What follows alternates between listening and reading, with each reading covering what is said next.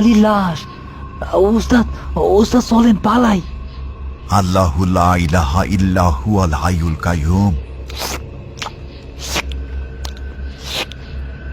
হাশেম কবিরাজের গলার আওয়াজ পেয়ে অবয়বটি হঠাৎ কাদা পানি খাওয়া বন্ধ করে দিল। চারপাশটা মুহূর্তের জন্য শ্মশানের মতন স্তব্ধ হয়ে গেল। শুধু টিপটিপ বৃষ্টির শব্দ ছাড়া আর কোনো শব্দ নেই। খুব ধীর গতিতে অবয়বটি মাটির ওপর থেকে তার মুখটা তুলল।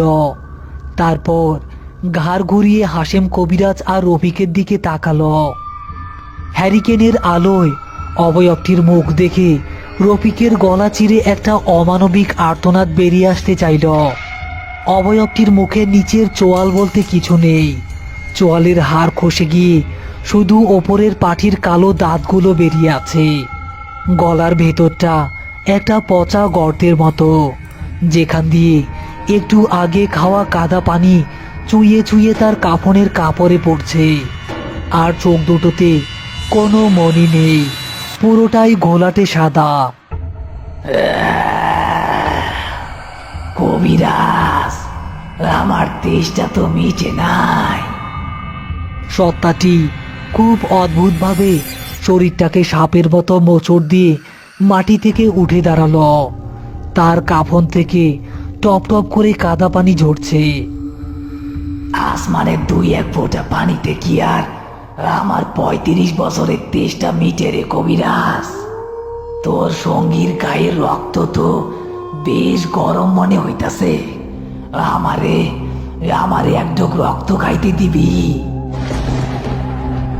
সত্তাটি গোরস্থানের ভাঙা সীমানা টপকে অবিশ্বাস্য দ্রুত গতিতে কাদামাখা পা টেনে টেনে রাস্তার দিকে ঠিক রফিকের দিকে এগিয়ে আসতে শুরু করলো। চোয়ালবিহীন সত্তাটি কাদামাখা পা টেনে টেনে অবিশ্বাস্য দ্রুত গতিতে রাস্তার দিকে উঠে এলো। তার কাফন থেকে টপ টপ করে ঘোলা পানি আর পচা কাদা ঝরছে। রফিক আতঙ্কে পেছনের দিকে সরে গিয়ে পিচ্ছিল কাদায় আছাড় খেয়ে পড়ে গেল। উস্তাদ, উস্তাদ আমারে বাঁচান, ও আমার দিকে আইতাছে। পিছে খাড়া রফিক, ডরাইস না। আমি জ্যান্ত থাকতে এই মুহূর্তে তোর পশম ছুঁইতে পারবো না। হাশেম কবিরাজ দ্রুত তার ঝোলার ভেতরে হাত ঢুকিয়ে এক মুঠো পরা সর্ষে বের করে আনলেন। সত্তাটি যখন তার লম্বা পচা হাতটা রফিকের দিকে বাড়িয়ে দিয়েছে, ঠিক তখনই হাশেম কবিরাজ সরিষার মুঠোটা সত্তাটির মুখের উপর সজোরে ছুঁড়ে মারলেন। বিসমিল্লাহির রহমানির রহিম। যা শয়তান, নিজের কবরে ফিরে যা। পরা সর্ষেগুলো সত্তাটির গায়ে আর সেই চোয়ালবিহীন মুখে লাগার সাথে সাথে গরম তেলের মতো ছ্যাঁক করে উঠল। সত্তাটির ফ্যাকাশে সাদা চামড়া পুড়ে সেখান থেকে কালো ধোঁয়া বের হতে শুরু করলো। যন্ত্রণায় সত্তাটি এক পা পিছিয়ে গেল বটে, কিন্তু গোরস্থানের ভেতরে ফিরে গেল না।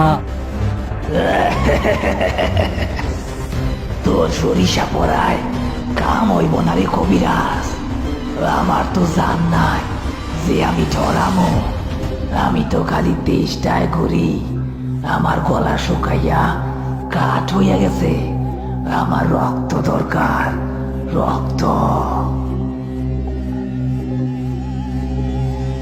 সত্তাটি এবার তার 2 হাত দিয়ে হাশেম কবিরাজকে প্রচন্ড জোরে এক ধাক্কা দিল।